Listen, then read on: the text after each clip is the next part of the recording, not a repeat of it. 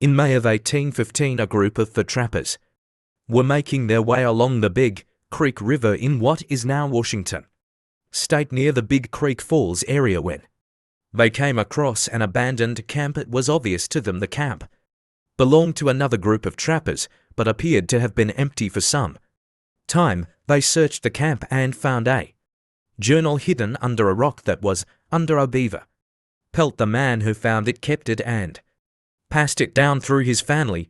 Written in it were the disturbing events that took place to the group in May and June of 1812, spanning a month or more. The journal belonged to a man by the name of John Patrick Henry of the Pacific Fur Company. This is his story. It's been transcribed to modern day English. I believe the day is June 2nd, but I'm not for certain. What's happened to us over the last few weeks and continues to happen is something none of us could have ever comprehended. We're all confused and frightened. None of us know what to do anymore. We're all so tired. There were 9 of us. We're now down to 7. I fear we will continue dwindling. When we began this journey, I was quite acquainted with 3 of the men, having trapped with them before, but the others were strangers. We came to the spot we're at now several weeks ago and began trapping the area for days. After arriving, we trapped it out, so we decided to move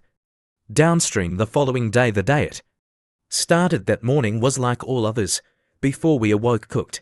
Welcome to Darkrot Legends, where fear takes form and shadows tell their stories. Let's begin. Breakfast, had some coffee, packed our gear for the journey downstream, then left. It was slow going as we walked along the river, as we had more weight now from the fresh beaver pelts. We didn't have a plan as to how far we'd go, just until we found more impoundments. We'd been going for some time, as it was mid-afternoon when we came to a set of thick pine trees that looked like a wall stretching out as far as we could see. I was in the rear, but could hear one of the men angrily blurt out as I went through the trees and into the clearing, "What in the bloody hell is going on?" I was exhausted and breathing hard, so it took me a minute to fully understand why he was angry. There on the ground in front of us were the remnants of a recently built fire. I started looking around and everything seemed familiar.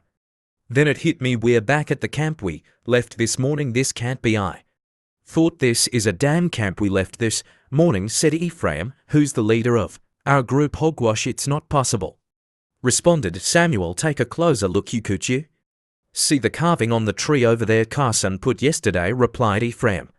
My ears started ringing as the men began to argue about what happened and how we could have possibly ended up back at our previous camp when we were obviously following the river downstream. This makes absolutely no sense, I thought to myself. We set our gear and pelts down as we were all exhausted. I then went and sat down against a tree slightly away from everyone as I watched them continue to argue about what was happening. As I sat there, I pondered the possibilities and thought maybe we did just go in a circle or somehow got turned around and went back the way we came. Whatever it was, we really had no choice but to spend another night there and leave again in the morning. When morning came, like before, we gathered our things, then left this time, though Ephraim took the lead as the rest of us followed. As we walked along, I remembered specific landmarks to my right from the previous day, which to me meant we didn't get turned around. No one said anything about it, though, not wanting to argue, but I suspect some of them knew it as well. This time I was paying closer attention to my surroundings. When the wall of thick pine trees came into view, I almost shouted out we should walk around them, but everyone was tired, so I kept my mouth shut. I was in the rear again, as I'm the slowest, and was lagging further behind. This time, before I even reached the trees, I heard Ephraim yelling something, but couldn't make out exactly what he was saying, so I picked up the pace as I stepped into the clearing. I couldn't believe my own eyes. We were right back at the camp again. Ephraim threw his musket down and started going hysterical. He picked up some dead branches, breaking them against trees as he shouted cursed things. The rest of us stood there silent and dumbfounded, thinking this was impossible. What sort of witchcraft is This I mumbled quietly to myself. The devil is at play here, said Duncan. You don't know that something is definitely amiss here though, responded Carson. What else could it be, asked Duncan. It's not the devil, damn it, we're cursed, said Ephraim angrily. It took a spell for Ephraim to calm down, so we could discuss what we should do. Next, after a long heated discussion, we made the decision to go back upstream the following day and find a different tributary to trap. Everyone was mostly quiet in camp. That night I remember staring at the fire and having dark thoughts about what was actually going on. I was startled awake the next morning as I heard, "Hey Carson and Duncan are gone," shouted Alton. "What in the blazes are you going on about?" yelled Ephraim as he rolled over and said, "Up, they're gone, but their gear is still here," replied Alton. I jumped up to look and could see Duncan's moccasins and Carson's boots next to their bedrolls. "No man could walk through these mountains without their boots," I said aloud. I was now panic-stricken as I did my best to hide it from the other men. Something very wrong was happening and I wanted to leave that area. "Get up, men, we're leaving now," yelled Ephraim as he stood up. As he gazed down at their bedrolls, he said, "I don't know what happened to Duncan and Carson, but we're not sticking around here. I'm guessing they left on their own accord." We quickly gathered our things and left without having breakfast. We wanted to put some distance between us and that camp. As we walked upstream, we talked and laughed, trying to make light of the situation. I was starting to feel a sense of relief, but couldn't stop thinking about Carson and Duncan. No one would go through the mountains without their gear, especially their boots. Maybe they lost their minds, I told myself. It was mid-afternoon when we came around a small hill, and what I saw made me nearly drop my musket. There in front of us was the wall of pine trees. "Bloody hell, this can't be," grumbled Ephraim like before I was about to say we should go around when he said, "We'll try going around the damn thing this time." Even after he said that, I still felt like something was wrong. We'd been going in the opposite direction but still came to the wall of pines. We turned and started heading west, going for quite a ways, but the wall of trees was still there. After a while we came to the bottom of a hill and stopped to take a rest before climbing it. No one said anything as we rested. I suspect everyone was deep in thought, wondering if this nightmare was ever going to end. When we made it to the top, my heart sank and a sense of dread filled up inside me. As we looked down in the small valley, the nightmare seemed like it would never end. The wall of pines was there in front of us and seemed to go on forever as far as we could see. My mind then went to another place to try and cope with what was going on as the men started arguing again. Rather, it was the devil himself or some sort of witchcraft. It made no difference. Whatever it was in fact happening.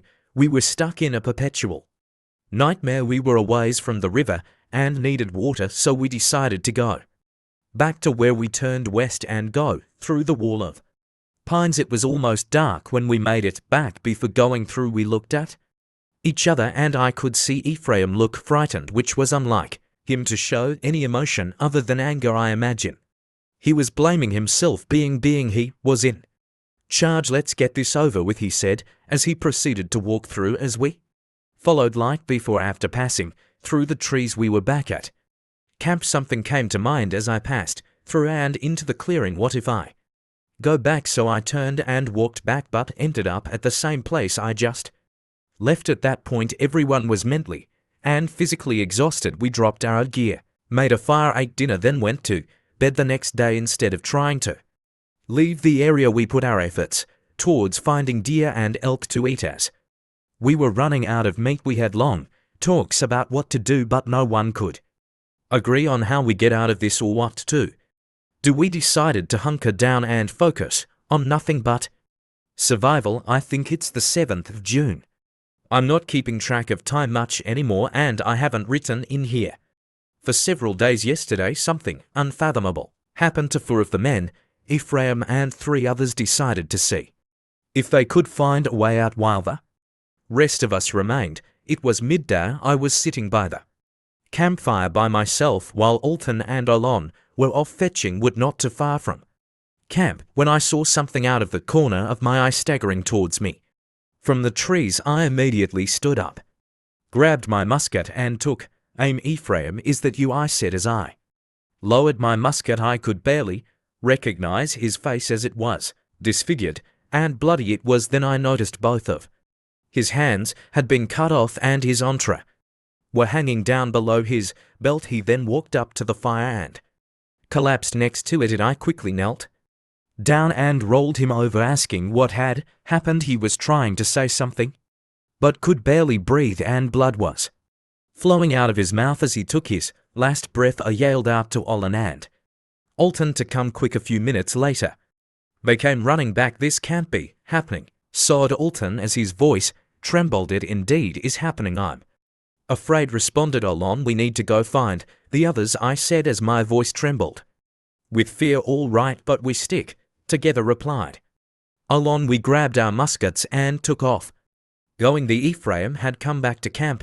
We formed a skirmish line with our weapons at the ready as we crept along through the forest. We had no idea what to expect, but I kept thinking we were somehow next. We walked along the river for a while before I caught sight of what looked like a piece of clothing on the ground in some bushes. I whistled and pointed, letting them know I saw something up ahead. As we got close enough, I could see it was Samuel's blue shirt. It was quite torn, but there was no blood on it, which I thought was strange. Yent, look at that. What is that?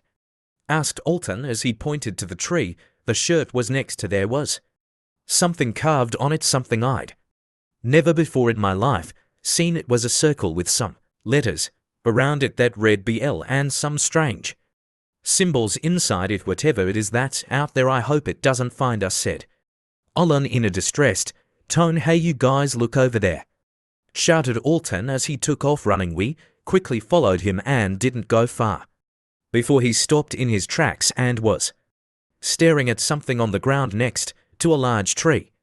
There on the ground was a naked, bloody body of Emil, one of the 4 men who'd gone to find a way out. His body had the same horrific injuries as Hay. From on the tree were the same letters and symbols. The only difference was he had the letters AL written in blood on his chest. Olin crossed himself and began to pray. There's something wicked at play here, he said after he finished. We need to bury them, I uttered quietly. I didn't care anymore and had accepted the fact I was also going to die. Let's go back to camp. We'll bury him tomorrow. Today we bury Ephraim, said Alton as he turned and began heading towards camp. When we made it back to camp, we buried Ephraim next to the river where the ground was soft and easy to dig. The following day we buried Emil next to him. Over the next several days I couldn't get the letters that were on Emil's chest out of my head. What did they mean? Did you ever kill him, write them, or did Ale write them before his hands were cut off last night? Nothing strange happened. I was sleeping when I suddenly woke up to Alton standing above me, staring down at me. I asked him what was wrong, but he only gave me a menacing smile, then went and laid back down. Today, as I was sitting by the fire cooking lunch while Olin and Alton were out getting meat, it hit me. I now know what the letters all stand for. I know my time on this earth is coming to a close. We've tried several more times to get past the wall of pines and to no avail. I'm going to hide this book and pray someone finds it so our deaths will not be forgotten. A stands for Alton. I have reason to believe he is a demon of sorts. That was a final sentence in John's journal. The journal also had a crude drawing of the symbol they found on the trees. Aside from the journal, the men found the graves of Ephraim and Ale as well as the 2 trees that had the symbols and letters on them. For more scary horror stories, please subscribe. Thank you for joining Dark Rot Legends. Subscribe for more tales of terror.